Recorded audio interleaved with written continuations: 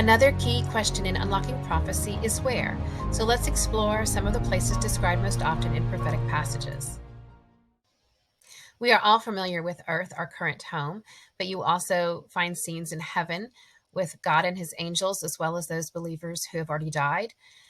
You will find that there's often scenes that switch back and forth between heaven and earth, and you will want to make note of when that is happening. Within heaven, you will find the throne room featured, where you will meet God, the cherubim, seraphim, elders, and martyrs. Prophecy also describes a new heavens and a new earth.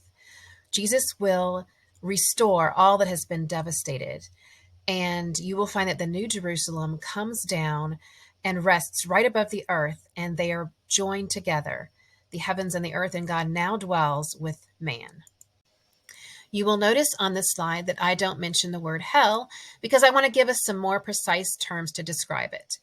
In the Old Testament, the word Sheol is the Hebrew word for the underworld. And the Greek equivalent for that in the New Testament is Hades, which literally means the unseen. It refers to the unseen realm where both the righteous and the unrighteous go when they die. And you might be surprised to see that the righteous go there as well.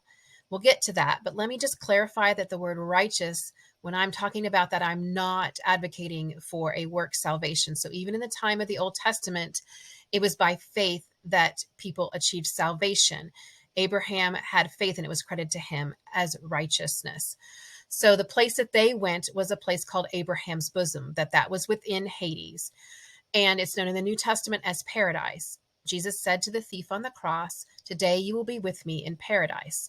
And so he went with the thief to paradise and took those righteous believers who'd been staying there at Abraham's bosom and took them with him to heaven. Paradise just means a walled garden. Now, there's another place within Hades called the abyss. In the New Testament, in 2 Peter, it's called Tartarus. And that place, no human is there. That is a place reserved only for the fallen angels who committed the sin in Genesis 6 when they had children with human women. And that word abyss just simply means without bottom.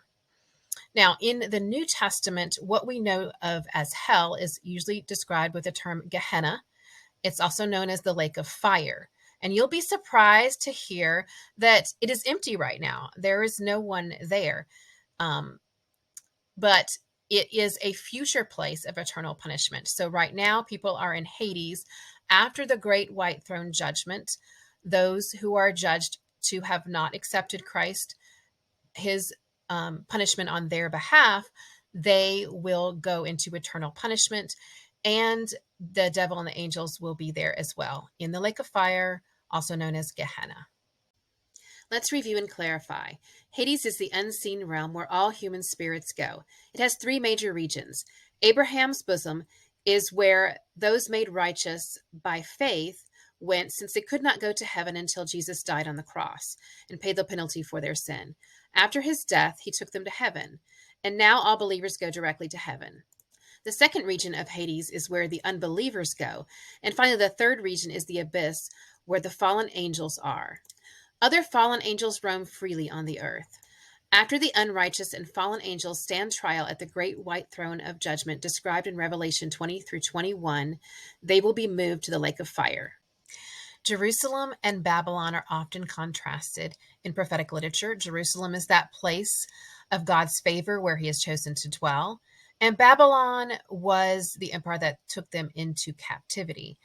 And even though it has fallen since, it is referred to at the end of the age, the spirit of Babylon, as being all that represents all that is opposed to God.